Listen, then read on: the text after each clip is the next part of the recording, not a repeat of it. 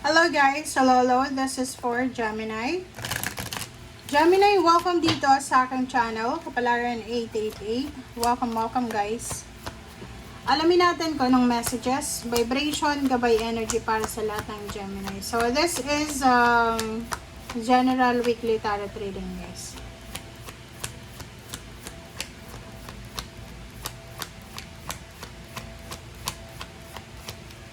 Okay. This is August 3 to 9. Tingnan natin, Gemini.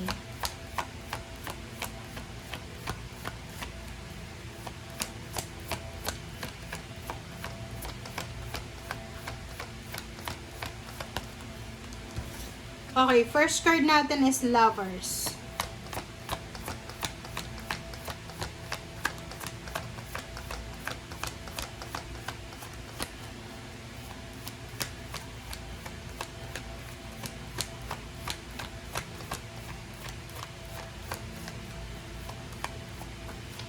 Okay, next is 4th house. Wow, Gemini.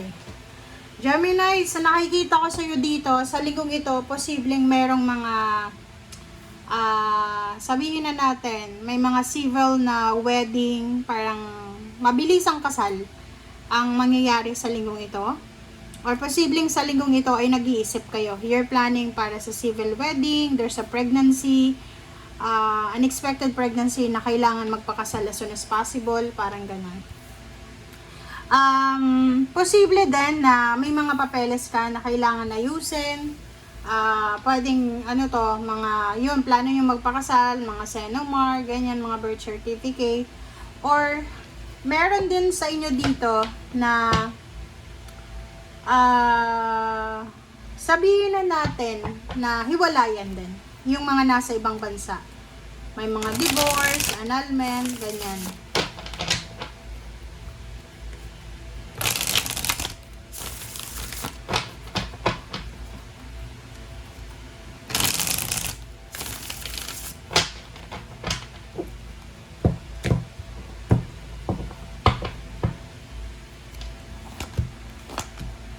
Okay. So, yun. Ang nakikita ko sa iyo dito, Gemini, pwedeng disappointed ka, masasaktan ka sa linggong ito. Makakaramdam ka ng parang pain and heartaches. It's because may mga plano kayo sa buhay na pwedeng hindi matuloy. Yun, pwede kung babae kang Gemini, tas bigla kang nabuntis or nakabuntis yung lalaki dyan. Tapos, marami pa kayong pangarap sa buhay. Ayaw nyo pang mag-asawa kaso talagang kailangan ng ikasal.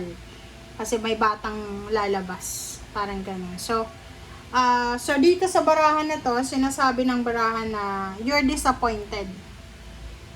You're disappointed kasi marami kang mga plano, marami kang gustong gawin na hindi matutuloy.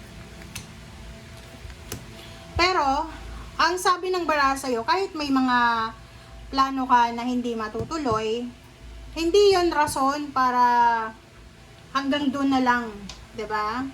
Kasi dito sa barahang ito, sinasabi ng baraha sa'yo na pwede ka pang magsimula. May mga bagay-bagay na matatapos, may mga bagay-bagay na pwedeng magsimula after na matapos, kung ano man yan. 'Di ba? So there's endings and new beginnings. Ganun lang 'yun. Okay? So dito sa barahan nito, sinasabi na okay lang na hindi matuloy yung mga plano mo. Okay lang, pero hangga't ikaw ay buhay pa, hangga't ikaw ay malakas pa, pwede kang makapagsimula anytime. Okay? Sabi nga ng baraha sa'yo dito, there's an 8 of cups na may choice tayo 'di ba? Na kung may mga nangyayaring hindi maganda sa buhay nyo, may mga disappointments kayo sa buhay, may choice ka kung mag-i-stay ka dyan sa disappointments mo or mag-move forward ka na para hanapin yung ibang direction. Kasi hindi naman, kasi may ibang ganun may iba na eto lang yung direction na gusto ko. Okay? Kahit may ino-offer ang universe na ibang direction, ayaw. I know someone, pero hindi naman siya Gemini, hindi siya air signs. Leo naman siya. Isa siyang teacher. Okay, pasado siya sa board exam. ang gusto niya talaga teacher. Ayaw niya talaga kahit na yung gusto niya pa sa DepEd talaga siya. So, kung kahit anong klase ng trabaho sana, pwede niyang pasukin, 'di ba? Okay, so, Four of Cups. So, nakikita ko sa'yo dito, if you need help, ask help. Okay? Kung may mga tao dyan na nagbibigay ng advice sa'yo, maging grateful ka kasi sila ay, kumbaga, hindi yan free. Na, alam nyo sa panahon ngayon, may yung iba, wala nang pakialam yan sa kapwa, kahit nga pamilya, wala nang pakialam. So, kung may nagsasabi sa atin ng mali natin, we need to reflect kung ano ba yung pagkakamali natin. Okay? Isang napakabilis na occasion, yun mga wedding yan. Mabilis na wedding, unexpected na pagkikita, parang ganun. So, King of Cups and the Hierophant. So, nakikita ko sa'yo dito na isang water sign, Pisces, Scorpio, and Cancer. Sila ay, kumbaga, mabilisan na connection, mabilisan na financial help, mabilisan na friendship ang makukuha mo sa kanila.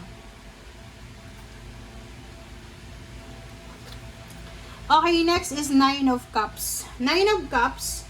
So, dito sa Nine of Cups na to, sinasabi ng baraha sa'yo na there's an incoming celebration, family celebration, Gemini. And sa nakikita ko sa'yo dito, siguro may mga kaaway ka sa family nyo. So, siguro hindi ka excited sa kung ano man ang mangyayari. But, sa nakikita ko sa'yo dito, sinasabi ng baraha sa'yo na kailangan mo na daw natapusin yung mga grudges and resentments. May ganun na, like I know someone, OFW siya, hindi siya umuwi sa kanilang probinsya kasi kagalit niya yung lahat ng kapamilya niya, lahat ng kapatid, ganyan, ganito. So, hindi siya umuwi. Which is ako, for me, hindi ko yan kaya eh. Kasi ako, hindi ako mabubuhay nang hindi umuwi sa probinsya ko. Diba? Parang ganun lang yun. Okay, King of Wands and Queen of Wands. So, nakikita ko sa'yo dito, Gemini, na siguro sa trabaho, naghahanap ka ng trabaho talaga na yung free ka. Kung ako sa'yo, try mong maging self-employed. Kasi pag self-employed ka, sarili mo yung oras mo. Talagang may freedom ka. Ito yung minamanifest mo. Naghahanap ka siguro ng trabaho na nasa iyo ang oras. Okay? If you're planning to travel, to relocate, siguro hindi muna siya matutuloy sa ngayon, pero hindi ibig sabihin naman yan na hindi na matutuloy. Siguro may mga yun nga, pwedeng mahang muna yung travel mo, yung job offer, parang ganun. So, ka lang muna ngayon, stay put ka lang muna. Okay? Plus, nasa Saturn retrograde tayo, Gemini. So, wag nating i-push. Kasi, baka magkamali ka ng diskarte dyan. Diba? So, yun guys. Thank you for watching. Bye!